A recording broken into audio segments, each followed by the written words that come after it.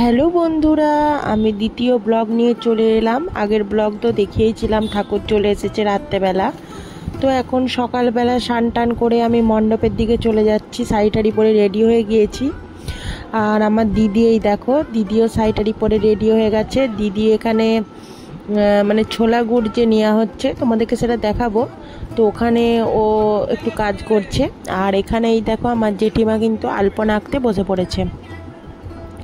তো জেঠিমা সকাল সকালই চলে এসেছে, কারণ যেহেতু এখানে আলপনা দিতে দেওয়ার সেরকম কেউ ছিল না, তাই জেঠিমা প্রত্যেক বছরই আলপনাটা দিয়ে দেয়। তো এবছরও দিচ্ছে। আর এদিকে বাউন ঠাকুর দেখো, ঠাকুরকে কিন্তু সাজানো শুরু করে দিয়েছে। তো চলো তোমাদেরকে পুরো ব্লগটা শেয়ার করব। আর কেমন লাগবে, কেমন লাগছে তোমাদের এই ভিডিওগুলো অবশ্যই কিন্তু কমেন্টে জানিও। ভালো লাগলে লাইক, কমেন্ট, শেয়ার আর সাবস্ক্রাইব করতে ভুলে যেও না। তো চলো দেখো, এখানে কিন্তু আলপনাটা প্রায় মোটামুটি আঁকা হয়ে গিয়েছে। কীরকম লাগছে দেখো, খুব সুন্দর লাগছে কিন্তু আলপনাটা বেশ। তো আমাকে এইদিকে একটু কাজ করতে দিয়েছিল, সেটা হচ্ছে এই এত বেলপাতা কিন্তু ছাড়াতে দিয়েছিল। তো আমি বসে পড়লাম, বসে কিন্তু সমস্ত বেলপাতাগুলো ছাড়িয়ে নিলাম। আর বেলপাতা দিয়ে কিন্তু ঠাকুরের একটা মালা করা হবে আমাকে বলেছিল, কিন্তু আমার সময় হচ্ছিল না এই কারণে, কারণ আমার ছেলেকে তো খাইয়ে আসা হয়নি, সেই কারণে আমি চলে গিয়েছিলাম একবার। তো তারপরে দেখো, ঠাকুরের এই যে মালাগুলো যারা বানিয়েছে হাতে, অনেকেই এরকম বড় বড় মালা দিয়েছে, তারা কত সময় নিয়ে এই মালাগুলো করেছে। আর ঠাকুরটাকে তোমাদেরকে সামনে থেকে দেখাচ্ছি, কি অপূর্ব মায়ের মুখটা দেখতে লাগছে, কি মিষ্টি। আর এখানে কিন্তু মোটামুটি এখন সাজানো হয়েছে, আরও মালা পরানো হবে।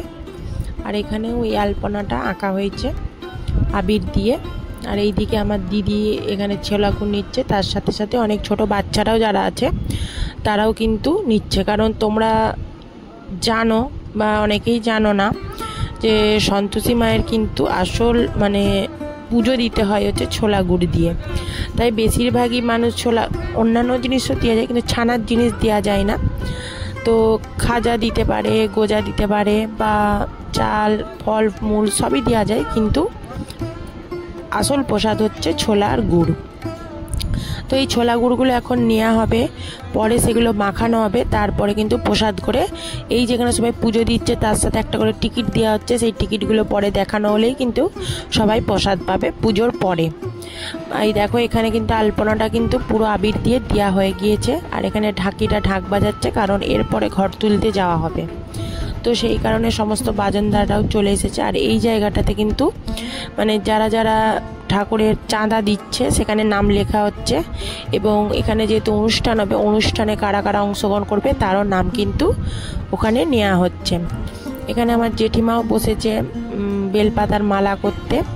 আর এখানে বাউন ঠাকুর দেখো অনেকটাই কিন্তু সাজিয়ে নিয়েছে, আর তাড়াতাড়ি করছে, কারণ এই যে দেখো এখানে বাজনদাররা চলে এসেছে, এরপরে কিন্তু ঘর তুলতে যাওয়া হবে বলে তার প্রস্তুতি নেওয়া হচ্ছে। তো তোমাদের ভিডিওটা কেমন লাগছে জানি, একটু ভিডিওটা দিতে দেরি হয়ে যাচ্ছে, কিন্তু কিছু করার নেই, আমি সময়ই পাচ্ছি না একদম ভিডিওগুলো এডিট করার। তো দেখো এরপরে কিন্তু ধুনো রেডি হয়ে গিয়েছে, তো বেরিয়ে পড়ছে ঘর তুলতে। ঘর তুলতে কিন্তু প্রায় আধা থেকে 1 ঘন্টা সময় লেগে যাবে, ঘর তুলে আসতে। তাই একটু সকাল সকালে বেরিয়ে পড়ছে, খুবও সকাল নয়, তখন প্রায় 11টা বেজেই গিয়েছে। আর এত পরিমাণে রোদ, সেই রোদে আমি দাঁড়িয়েই থাকতে পারছিলাম না, আমার একদম মাথা পুরো একদম গরম হয়ে যাচ্ছিলো, সেই জন্য কাপড় চাপা দিয়ে দাঁড়িয়েই ভিডিওটা করছিলাম। তো দেখো এবারে ঘর তুলতে চলে যাচ্ছে আস্তে আস্তে করে। আর মণ্ডপের পাশেই কিন্তু স্টেজ করা হয়েছে, যেখানে প্রোগ্রাম হবে, ওই যে দেখতেই পাচ্ছ ওখানে।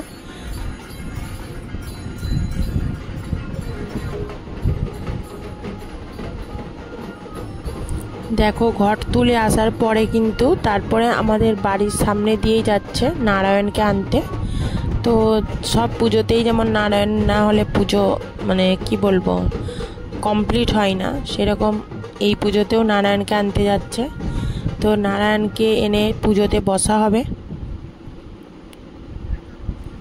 তো দেখো পুজোতে বসে পড়েছে, বাউন ঠাকুরা মন্ত্র বলতেও শুরু করে দিয়েছে।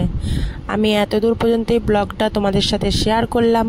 আবার নেক্সট পার্টে বাকি ব্লগটা তোমাদের সঙ্গে শেয়ার করব, কারণ একসঙ্গে এত বড় ব্লগ দেওয়া যাবে না।